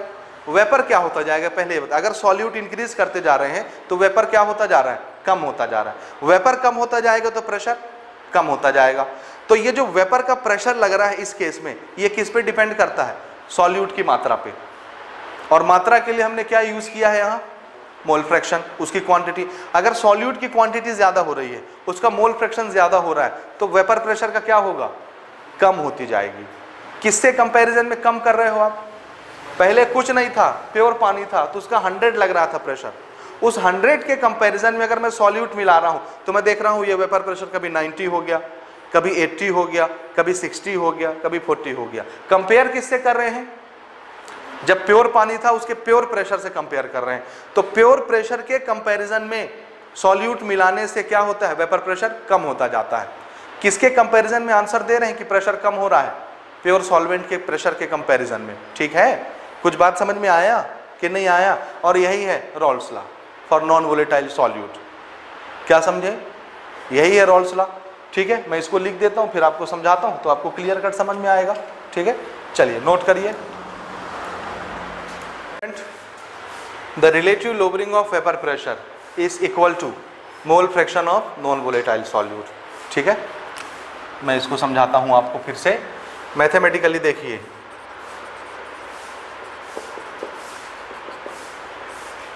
मैथमेटिकली थोड़ा सा इसका छोटा सा 2 स्टेप का डेरिवेशन देखिए, छोटा सा डेरिवेशन ना। जैसे देखिए, एक हमने सॉल्यूशन लिया 2 कंपोनेंट का, बाइनरी सॉल्यूशन A और B दोनों मिलाया, तो दोनों के प्रेशर, टोटल प्रेशर कितना होगा? Total vapour pressure. कैसे निकालते हैं टोटल वेपर प्रेशर? जितने कंपोनेंट आपने मिलाए हैं उन सबके पार्शियल प्रेशर के सम के बराबर, यही होता है ना। तो टोटल प्रेशर कितना होगा भाई? This is sum of partial pressure of A component and partial pressure of B component. ठीक है, यहाँ पर जो सॉल्यूट हम ले रहे हैं वो सॉल्यूट कैसा है? Non volatile. अगर नॉन वोलेटाइल है तो वो कुछ प्रेशर लगाएगा क्या? उसका वेपर ही नहीं बनेगा, तो प्रेशर कहाँ से बनेगा? ये जो सॉल्यूट है कैसा है? Non volatile. अगर नॉन वोलेटाइल है तो इसका पार्शियल प्रेशर कितना होगा? 0 होगा। रीजन क्या है? What is the reason? solute B is non-volatile, therefore it do not have any vapor pressure, ये partial pressure, partial vapor pressure। ठीक है, समझ में आ रहा है? क्योंकि सॉल्यूट हमारा क्या है, नॉन वोलेटाइल, इसलिए वो कोई पार्शियल प्रेशर एग्जर्ट नहीं करेगा, खत्म कहानी उसकी। तो टोटल प्रेशर सिर्फ किसकी वजह से आया, किसकी वजह से आया, बोलिए बोलिए, सिर्फ जो सॉल्वेंट है वो जो प्रेशर बनाएगा उसकी वजह से आया। और रॉल्स लॉ से आपको मालूम है ये पार्शियल प्रेशर ऑफ ए है कि टोटल प्रेशर ऑफ ए है, बोलिए। क्यों टोटल प्रेशर नहीं है? क्योंकि ये अकेला नहीं है सॉल्वेंट, कौन मिल गया है, सॉल्यूट। अगर सॉल्यूट नहीं मिलाए होते तो इसको क्या लिख देता मैं, पी नॉट ए टोटल प्रेशर। ये जैसे ही मिल गया तो सॉल्वेंट के मोल फ्रैक्शन कम हो गए, और मोल फ्रैक्शन कम हो जाएगा तो इसका प्रेशर भी कम हो जाएगा। कितना कम हो जाएगा बता सकते हैं क्या? हाँ, जितना मोल फ्रैक्शन बच रहा है उससे टोटल प्रेशर को मल्टीप्लाई कर देते हैं। तो इसका टोटल प्रेशर होता था पी नॉट ए, कम कितना हो गया, मोल फ्रैक्शन से मल्टीप्लाई कर दिए, खत्म कहानी। और ये जीरो, ये पार्ट तो जीरो हो गया। यानी टोटल प्रेशर हमारा कितना आ रहा है, किसके बराबर, इसके बराबर टोटल प्रेशर। यही हुआ ना, ये कौन सा प्रेशर है, लिक्विड का बचा कुचा प्रेशर है ना, और यही टोटल प्रेशर होगा अभी का सॉल्यूट मिलाने के बाद। समझ में आया ना? इसको हम रिलेट करते हैं सॉल्यूट के साथ। ये तो सॉल्वेंट के नंबर ऑफ मोल्स है ना, मोल फ्रैक्शन। क्या आप इसको सॉल्यूट के मोल फ्रैक्शन में चेंज कर सकते हैं? कैसे? 1 minus X B, very good. X A plus X B is equal to 1। तो एक्स ए की जगह क्या लिख सकते हैं, 1 माइनस एक्स बी। ये एक्सरसाइज पहले आप कर चुके हैं। So total pressure is equal to P nought A and this is 1 minus X B. Multiply करके ब्रैकेट खोल लीजिए। हम चाहते हैं कि एक तरफ हमारा मोल फ्रैक्शन हो जाए, एक तरफ प्रेशर हो जाए, तो मोल फ्रैक्शन वाले को एक तरफ कर लेते हैं। ये इधर आएगा तो ये बन गया plus this is P nought ए, और ये टोटल प्रेशर उधर जाके क्या बन गया, माइनस। ठीक है, अच्छा अब थोड़ा सा ये पहचानिए ये क्या चीज है। ये पी नॉट ए क्या चीज था, ये तो पहचान रहे हैं ना। प्योर पानी जब होता है और कुछ नहीं मिला है, उस समय वो जो वेपर बनाएगा और वो वेपर जब प्रेशर लगाएगी, वो वेपर प्रेशर होता है 100%। ठीक है, ये क्या चीज है, P. P is total pressure. कौन सा टोटल प्रेशर, सॉल्यूट मिलाने के बाद। सॉल्यूट मिलाने के बाद प्रेशर बढ़ गई कि घट गई, वहां देखिए।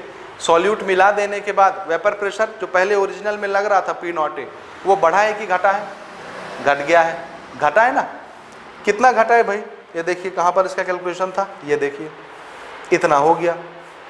पहले प्योर था, टोटल था, तो ये घट के इतना हो गया, यही टोटल प्रेशर था, टोटल प्रेशर।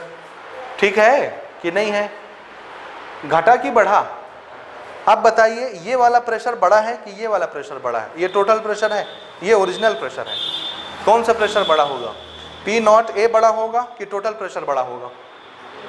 हाँ बोलिए बोलिए, ध्यान नहीं है क्या, कौन सा प्रेशर बड़ा होगा?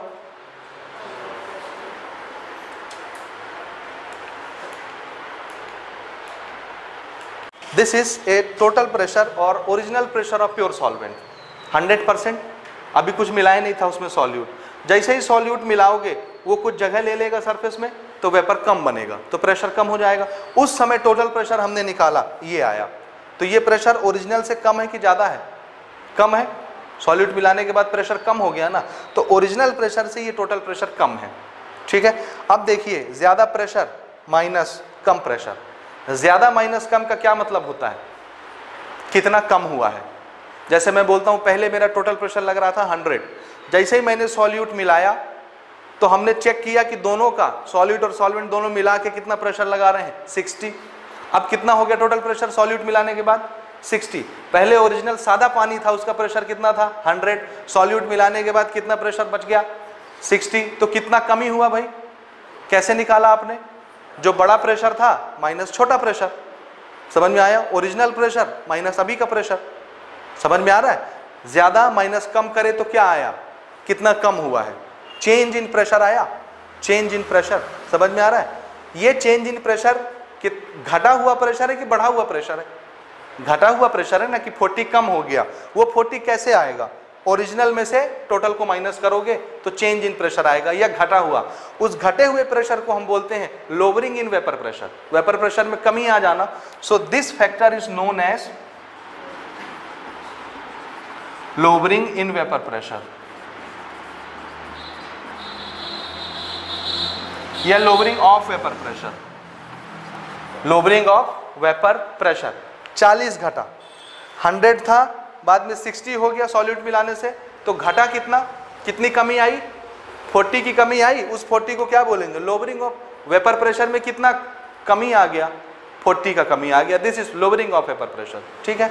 अच्छा, प्योर के कंपैरिजन में बताओ, प्योर के रिलेशन में बताओ कितना कम हुआ। प्योर कितना था 100, कमी कितना आया 40, 60 हो गया ना घट के, तो कमी कितने का आया 40। इस 40 को ओरिजिनल के कंपैरिजन में बताइए कि 100 के कंपेयर में 40 कम हुआ है। पहले तो 100 था, 100 ओरिजिनल प्योर प्रेशर, उस प्योर प्रेशर या ओरिजिनल के कंपैरिजन में कमी कितने की आई है 40 की, तो 40 आउट ऑफ 100, 40 आउट ऑफ 100, 40 क्या है लोअरिंग इन वेपर प्रेशर। लेकिन किसके रिलेशन में बता रहे हैं हम, ओरिजिनल के। So this is known as relative lowering in vapour pressure. किसके रिलेशन में, ओरिजिनल के रिलेशन में कितना कमी आया है, ठीक है। ये रहा ओरिजिनल, इस ओरिजिनल को इसके नीचे भेज दो। ये है कमी P nought A minus P, lowering of vapour pressure with respect to original P nought A। समझ में आ रहा है। ये वाला फैक्टर सिर्फ क्या है, कितना कमी आया, ठीक है। और जैसे ही डिवाइडेड बाय ओरिजिनल किए, अब हम आंसर किस में कोट कर रहे हैं, किसी के रिलेशन में, किसी के रेस्पेक्ट में बता रहे हैं। किसके रेस्पेक्ट में बता रहे हैं, ओरिजिनल प्रेशर। ओरिजिनल प्रेशर 100 था, जिसमें कमी कितने का आया 40 का, तो 40 डिवाइडेड बाय 100 ये क्या है, रिलेशन वाला है ना, relative. So this is lowering of vapour pressure but relative lowering of vapour pressure. Relation में आंसर दे रहे हैं ना, तो ये वाला फैक्टर कहलाता है relative lowering of vapour pressure.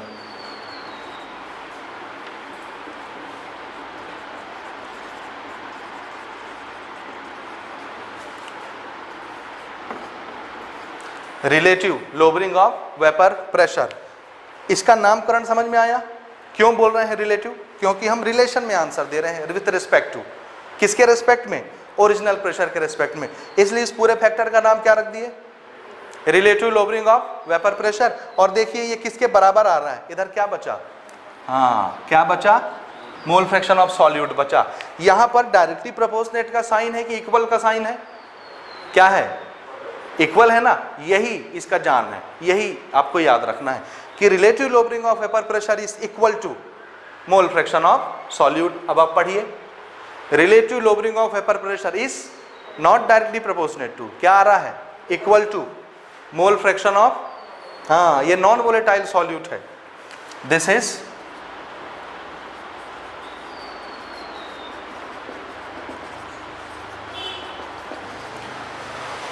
Non volatile solute.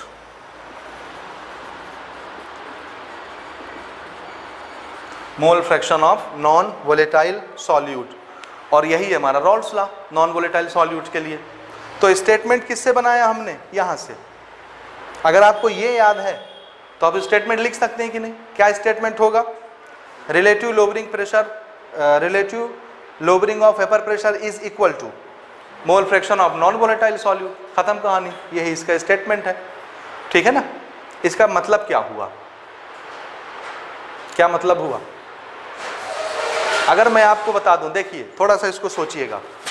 मैंने आपको बताया कि हमने यहाँ पे प्योर वाटर लिया है जिसका मोल फ्रैक्शन इतना है, मान लो 100% है। कितना, 100%, 1 मान लो, मैं उसको परसेंटेज में बता रहा हूँ। कितना है मोल फ्रैक्शन वाटर का, 100%। इसमें मैंने एक सॉलिड सॉल्यूट मिलाया जो कि नॉन वोलेटाइल है। नॉन वोलेटाइल होने की वजह से प्योर वाटर का मोल फ्रैक्शन बढ़ेगा कि घटेगा। अरे भाई इसमें कोई चीज़ मिला रहे हैं, अब 2 चीज़ें हो गई, तो वाटर का मोल फ्रैक्शन बढ़ा कि घटा, बोलो ना क्या होगा। ये देखो, जब एक कंपोनेंट है तो उस सॉल्यूशन का मोल फ्रैक्शन कितना, 100%, 1। 2 चीजें मिला दिए, अब इसका मोल फ्रैक्शन कितना, 100%, 1। 3 चीजें मिला दिए, इस सॉल्यूशन का मोल फ्रैक्शन कितना 1। 10 चीजें मिला दिए, इस सॉल्यूशन का मोल फ्रैक्शन कितना 1। तो अकेले अकेले इंडिविजुअल कंपोनेंट का मोल फ्रैक्शन 1 से कम हो जाएगा ना। तो जब प्योर वाटर था तो मोल फ्रैक्शन कितना था 1, उसमें मैंने सॉल्यूट मिला दिया नॉन वोलेटाइल। अब 2 चीजें हो गई, 2 चीजें हो गई, इन दोनों को मिला के मोल फ्रैक्शन कितना हुआ 1 हुआ। तो अकेला वाटर का मोल फ्रैक्शन 1 से छोटा हो गया, 1 से छोटा हुआ। पहले मैंने कितना बोला था मोल फ्रैक्शन है 100%, ठीक है। जैसे ही सॉल्यूट मिलाया मोल फ्रैक्शन घट के आ गया 60% हो गया, 40% हो गया, या 70% मान लेते हैं। कितना हो गया 70%। पहले मोल फ्रैक्शन कितना था 100%, अब मोल फ्रैक्शन कितना हो गया सॉल्यूट मिलाने के बाद सॉल्वेंट का मोल फ्रैक्शन हो गया 70%, ठीक है। तो उसके प्रेशर में कितनी कमी आई, बोलिए what is the relative lowering of vapour pressure, कितना कमी आया, आंसर है 70% आया। नहीं समझे, जो मोल फ्रैक्शन होता है वही relative lowering of vapour pressure होता है। समझ में आई बात कि नहीं आया, आया। ये अगर 70 है तो ये भी क्या है, दिस इज इक्वल टू 70, तो relative lowering of vapour pressure कितना हो गया 70 हो गया, खत्म बात, ठीक है। ठीक है, नहीं आया समझ में, आया कि नहीं आया, आया ना, पक्का, ठीक है। ये नोट कर लीजिए, this is very very important, और इससे रिलेटेड आपको क्वेश्चंस भी प्रैक्टिस करने हैं फिर आगे बहुत सारे, ठीक है। लिखिए इसको,